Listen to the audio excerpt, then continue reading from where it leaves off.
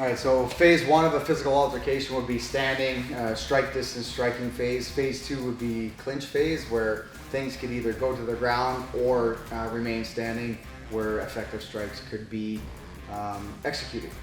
Well, there's a component where if the individual is not armed, but maybe they're reaching for a vest or reaching for a gun or reaching for something, rather than waiting and addressing this particular hand once it is grabbed, as the grab attempt happens, we can induce a movement commonly referred to as an arm drag. So as the attacker reaches for that limb, before he gets contact, we're going to address the arm by breaking the momentum, if you will. So he reaches, we're going to break the momentum here and address it. With the hand staying high and close to our chin, we know that we're potentially vulnerable to a follow-up shot on the right-hand side. So as we keep our hand in this position, what we want to do is duck our head a little bit, and then we're going to hit the arm drag. So as we grab onto where the tricep meets the deltoid, we want to pull the individual's body on a 45-degree angle. So all together, the attacker makes motion. We want to turn and then pull in this position here. So as we pull and step, what we're essentially doing is redirecting him. So if he's the train on the tracks, we're getting off of the train tracks just a little bit. All right, so once again, he reaches, hands are up, we block. As we get under, in a step, and then now we're in a position to either take his back or simply just disengage. Right? But we've avoided that grab, which could be a bone of contention. What's important with this technique is when the grab happens, if he comes forward and we try to arm drag here, we could get fouled up by his own arm, all right? So as we get fouled up, this is what would introduce into what's referred to as the 50-50 position. So he would essentially be in a position of dominance where he has an underhook on the left-hand side. So my right, his left.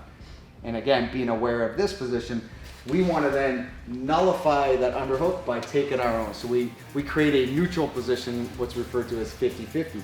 So I've got an underhook, he's got an underhook. The idea with this though is, what's important is you notice my head, we're gonna place it into the neck.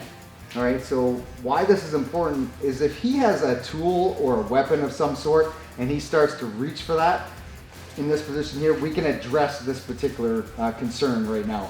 But if our head is up and around, similar to what you see in common sport, martial arts, I don't necessarily know what he's doing with his hand right now. So what I'm encouraging is we place our head into his neck, gives us a little bit more pressure on him, but we can also, more importantly, address what he's doing with his hand.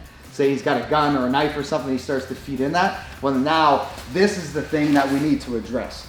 All right, so we can get our head on the inside, get a good grip on that hand, figure out what it is that he's trying to dig in for, and we're safe. In terms of being safe, we're in a good position of balance. We can address this hand and then look at taking them down and get into a more advantageous fighting position. All right, so the arm drag can lead into the 50-50 position.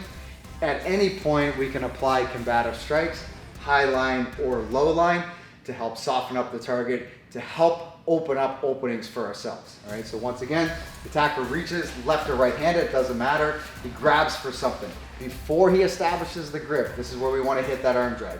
So he reaches, arm drag, we're going to pull and step. Now, if this is where we need to be, we can apply those low line strikes that we talked about earlier. Whatever it might be, elbows, hammer fists, etc., or we simply just disengage. In the event that we get fouled up, so we attempt to hit the arm drag, but he steps in, and then now we're in a position what's referred to as 50-50. I want to compromise his underhook, so this is the position I want to be in. Drive our head into the neck, make it uncomfortable, put him off balance. If we have to get low to make that happen, then that's what we're going to do. From this position, if he starts to dig in for something with his right hand, we address it, take the underhook, and then now we're in a position trapping the elbow, ideally being to the outside, and then we can take him down. All right? So once again, 50-50 position, we're here. And remember, head placement is really important, and then at any point we can strike. So he starts to reach for something, boom, strike, strike, strike. Get into position, strike. Overwhelm him with our presence, elbows, hammer fists, palm strikes, whatever it might be. Questions?